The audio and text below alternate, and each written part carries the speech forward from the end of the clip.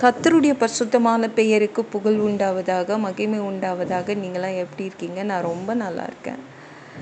இயேசு ஒலிவ மலையிலிருந்து பரலோகத்துக்கு மேலே ஏறி போனாங்கல்ல, அதற்கு முன்னாடியே சீடர்கள்கிட்ட சொல்லிட்டாங்க, கலிலேயாவுக்கு போயிடாதீங்க, எருசலேமில் உட்காருங்க, பரிசுத்த ஆவியை பெற்றுக்கிட்டு அப்புறம் போங்க, பரிசுத்த ஆவியால் நீங்கள் ஞானஸ்நானம் எடுத்துப்பீங்க அப்படின்னு சொன்னாங்க. காத்துருங்க, போயிடாதீங்க எங்கேயும். அவங்களுக்கு என்னென்னா, எருசலேம்னாலே பயம். எந்த வேலைக்காரியிலேருந்து இவங்களுடைய கையை காமிச்சு இவங்க சீடனுங்க தான், இயேசுடைய சீடனுங்க தான் போட்டு கொடுக்குற ஆளுங்க இருக்காங்கல்ல, அங்கே எல்லாரும் பயம் இருக்க தானே செய்யும் இல்லை, மனிதர்கள் தானே. சீடர்கள் நேராக ஒலிவமலையிலேருந்து எருசலேமுக்கு போனாங்க.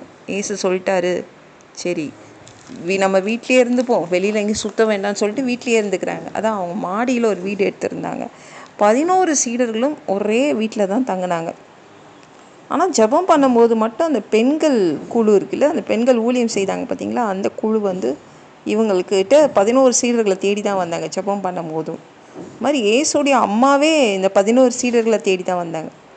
11 சீடர்களை தேடி இயேசுடைய அம்மா, அவங்க தம்பிங்க ஜெபம் பண்ணுறதுக்காக அந்த வீட்டுக்கு தான் வந்தாங்க. மொத்தம் 120 பேர் சேர்ந்து ஜெபம் பண்ணுவாங்க. அதாவது இயேசு காத்திருக்க சொன்னாங்க. அந்த காத்திருக்கிற அந்த டைமில், அந்த நாட்களில் 120 பேர் சேர்ந்து ஜெபத்தில் வேண்டுதலெல்லாம் தரித்திருந்தாங்க. அப்போது பேதுரு ஒரு நாள் எழுந்து நின்னாங்க இந்த 120 பேர் முன்னாடி.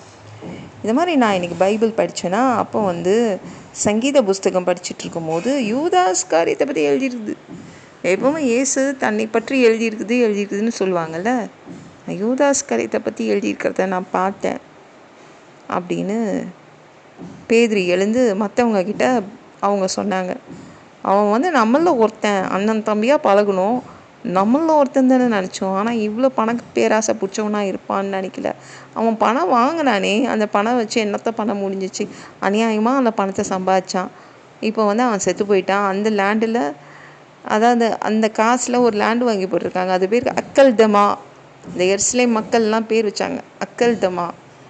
அவ்வளோ ஃபேமஸ் ஆகிட்டான் அவன். எருசலேம் மக்களுக்கெல்லாம் நல்லா தெரிய ஆரம்பித்தான் யூதாஸ் காரியத். ஓ, அவனுடைய 30 வெள்ளிக்காசு வச்சு தான் இந்த லேண்டு, இந்த நிலத்தை வாங்கினாங்களா?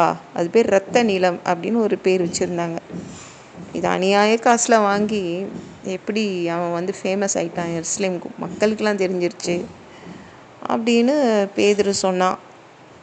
அங்கே அவன் சங்கீதத்தில் என்ன படித்தான்னு சொல்கிறான் எல்லா அந்த 120 பேருக்கும். அவனுடைய வாசஸ்தலம் பாழாகு கடவுது, அவனுடைய வீடு பாழாகி போயிடணும் அப்படின்னு சங்கீதக்காரன் எழுதி வச்சுருக்கான். அந்த வீட்டுக்கு யாரும் போகாதீங்கன்னு சொல்கிறாங்க.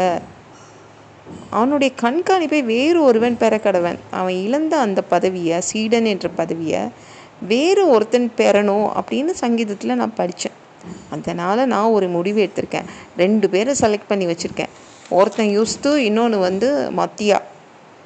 யுஸ்துவை நம்ம தேர்ந்தெடுக்கலாமா, மத்தியாவை தேர்ந்தெடுக்கலாமா? ஏன் 2 பேரையும் நான் செலக்ட் பண்ணி வச்சுருக்கேன்னா, இந்த 2 பேரும் ஏசு இந்த ஞானஸ்நானம் எடுத்தாங்கல்ல யோவான்கிட்ட, அது கூட தெரியும். இவங்க 2 பேர் பார்த்துருக்காங்க.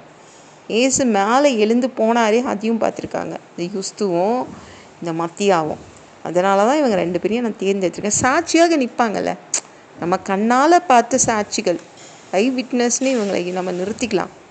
11 வேண்டாம், 12 இருப்போம், 12 இருப்போம் எப்பொழுதும் அப்படின்னு பேதுரு இவங்க 2 பேரையும் நிறுத்தி, எல்லாரும் ஜெபம் பண்ணுங்க, தேவன் யாரை செலக்ட் பண்ணுறாரோ அவங்கள நம்ம சேர்த்துக்கலாம் யூதாஸ் காரியத்துக்கு பதிலாக அப்படின்னு சொன்னாங்க. அப்போது எல்லாரும் ப்ரேயர் பண்ணாங்க. அப்போ மத்தியாவோடைய பேரில் சீட்டு விழுந்துடுச்சு. இப்போ மத்தியாவை இவங்க 12 பேரில் ஒருத்தராக அவங்க சேர்த்துக்கிட்டாங்க. இந்த வீடியோ பிடிச்சிருந்துச்சுன்னா மற்றவங்களுக்கும் ஷேர் பண்ண மறக்காதீங்க. கர்த்தர் தாமே உங்களை ஆசீர்வதிப்பாராக.